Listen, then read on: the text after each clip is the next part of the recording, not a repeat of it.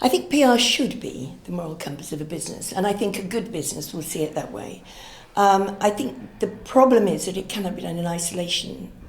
PR needs to have real influence over the very top of the business and real understanding of the way the top of the business works and the strategy that they're looking to going forwards. Well, I don't think it is. I mean, I think it would perhaps like to be. It likes to present itself in that way, but I think that if you want companies and organisations' feet held to the fire, that's for journalism to do. We see, therefore, PR as the dark side, defending sometimes the indefensible or preventing us getting at secrets. So I still think journalism, whatever its problems, whatever faults it has, still holds the moral high ground. I think in many businesses at the moment, PR is most certainly not the moral compass. It's still the old sort of cloak and dagger spinning.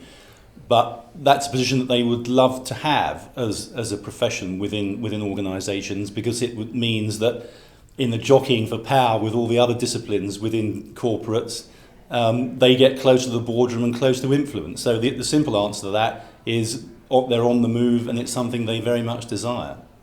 I think PR can and should be, but I think it's got a long way to go to be so. I think right now, if you were looking through the moral compass, you'd be looking at the company chairman and the board. The thesis that we have this morning is PR the moral compass of a business?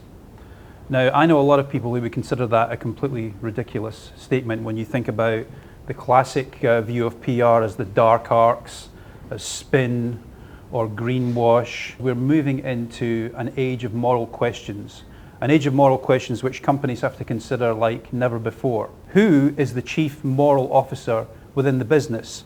Who's the person that says to the CEO, well, maybe this isn't the right thing to do because not only is it not in your interest to do, but it's also ethically the wrong thing to do.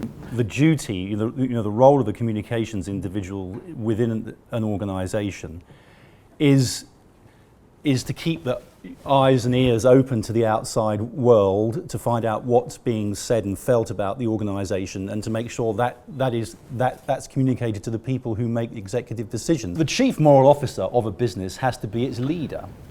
Roy, I think you might take a different view from our thesis. Well, I do. I mean, I think that the problem for us as a journalist is that we've always seen PRs as being defensive, the maintainers of secrets. Look, if you want to know how we hold the moral high ground, let me tell you how many journalists died across the world trying to tell the truth last year. And I held up a thing saying 272. How many PRs died across the world last year? 0. It's why we journalists feel that we've tried to do the job as best we can, even though I agree, especially in Britain, that our newspapers are spinners too. We spin the truth. Have I been too equivocal, do you think? No. I think the lesson is that PR people, we need to start dying in greater numbers.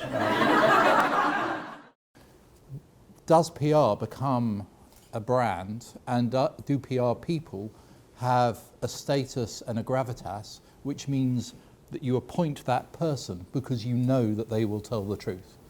Would a PR person be a whistleblower? So the partnership, including journalists, of course, and Waitrose, has been, as it were, brought up on this ethic of listening to the outside world. And really, it's the outside world's opinion. It's a reason why people have to be moral. You know, if you could get away with it, would morality still be as important these days?